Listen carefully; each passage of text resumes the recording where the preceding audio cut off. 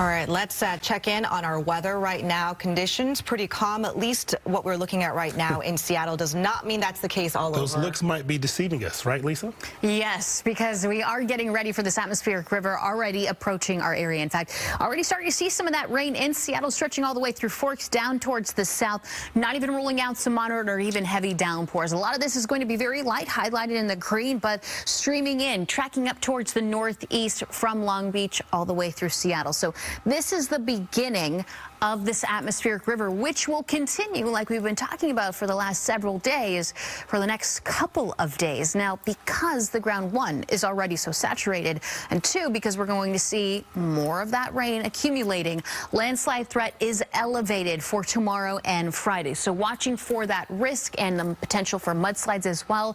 Please be vigilant while you're going to be out and about. And on top of that, especially in the beginning stages of this atmospheric river, watching for the snow to accumulate, especially in those higher elevations. And because of that, with everything going on, avalanche warning in effect, highlighted in the red for Snohomish, parts of King County, and those higher elevations through the Cascades. This will remain in effect through tomorrow. And like I said, we are going to see more of that snow first, then that will transition into rain. So a lot going on as that snow level starts to elevate. Tonight, 5,000 feet. Tomorrow, 7,000 feet. So in the near future, we have this winter weather advisory that goes into effect in the next 15 minutes or so, officially starting at 10 o'clock and continues until 12 o'clock tomorrow afternoon. We're talking about the potential of up to 10 inches of accumulation with that snow. Mount Baker, definitely watching for those higher elevations to continue with that accumulation. Now, as we fast forward, a few inches possible here through the Cascades, but like we talked about, snow level continues to rise. So all of that now transitions into rain. You will be good to go, especially tomorrow morning.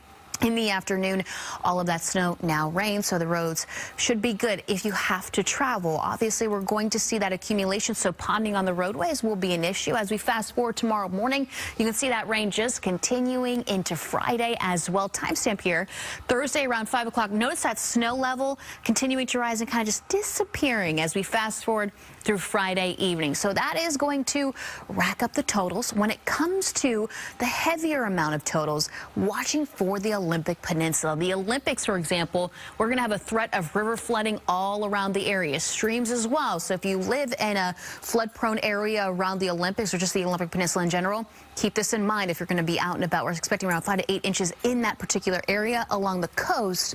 2 to 4 inches, and in the lowlands in general, right around 1 to 2 inches. Higher totals like 2.5 to 3 possible across Mason County and the Hood Canal. Watching for this rain shadow to develop up towards the north. Cities like Port Angeles, Sequim, even Oak Harbor, you could see that rain shadow, which means we could only accumulate about 1/10 of an inch. So a lot going on when it comes to this new system.